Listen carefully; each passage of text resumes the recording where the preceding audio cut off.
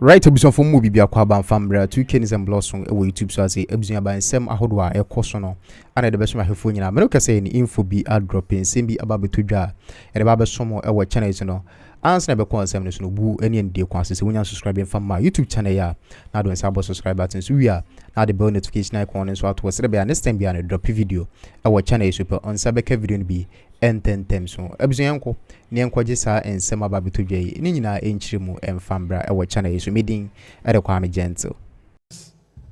With him for him to learn from it. But in your case, we've had speakers here. I'm surprised Honorable Alfred Obeng did not talk about his beginnings. He would have loved it. He was being modest. He has also gone through the ranks to get to where he is. He should have told you the story of approaches for you to see how he struggled even at the university, just as you are here. He started writing approaches series when he was University of Science and Technology. I think that is what they need from you, to inspire them, for them to know that they can also be successful businessmen. But next time, when you have the opportunity, the theory, you should leave it behind and share your personal experiences with them to motivate them to take their destiny into their own hands, to give them hope that one day they are also going to be like Honorable Alfred Obeng. Now the topic is entrepreneurship. How are you going to be an entrepreneur? It's not going to come easy. It's tough. But with determination, you'll be able to do it. You are here as students.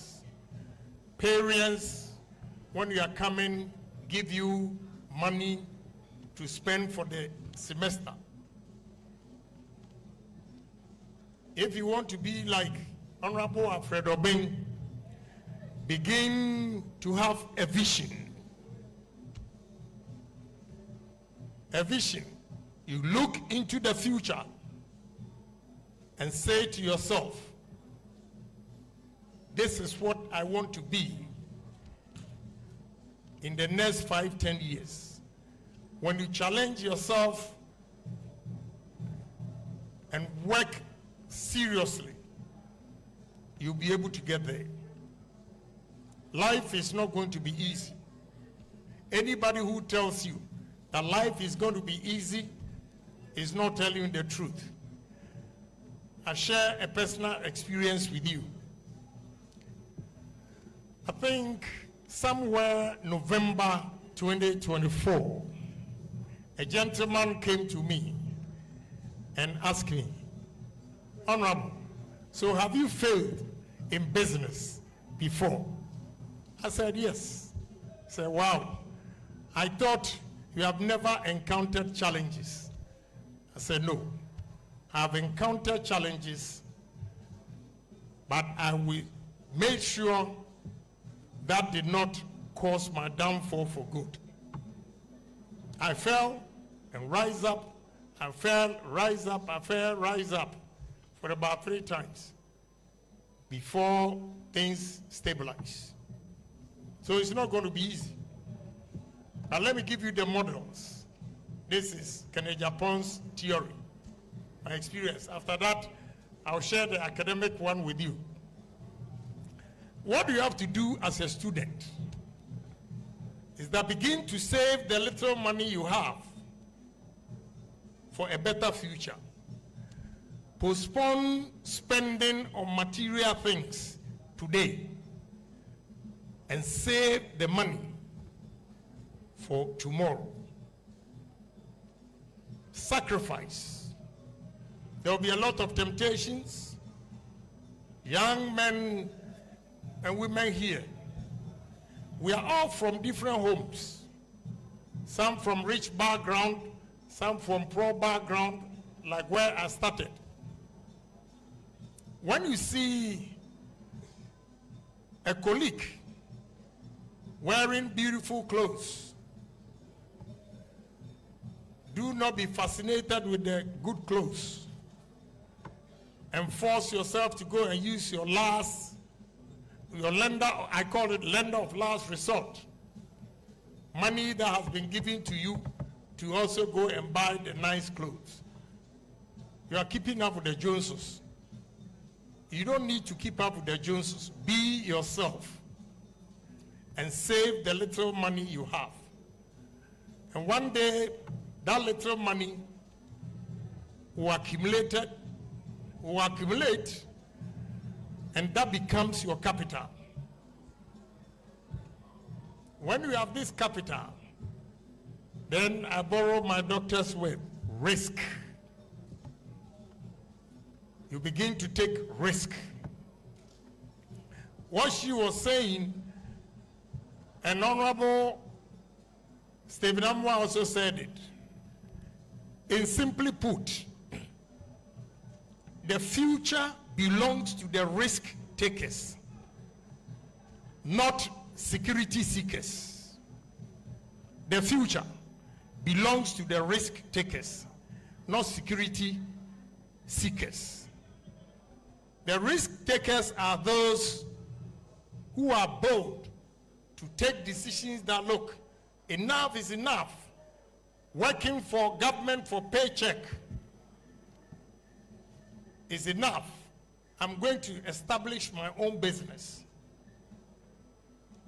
You begin to save towards it. So when you have accumulated capital, then you take the risk to invest in any business that you have done proper survey and investigations, and you think indeed that is the kind of business you want to do. The security seekers are those who are afraid to take risk. That is where the fear comes in.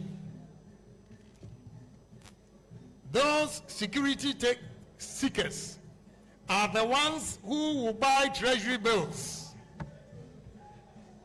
and at the end of the month take what the bank will give him or her, because he is afraid to invest the capital that he has, and therefore he wants somebody to manage it.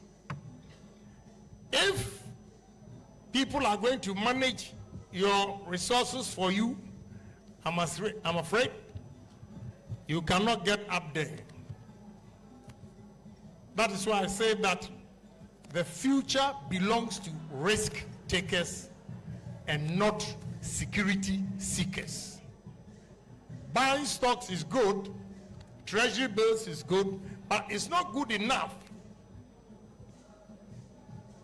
to let you create your own business.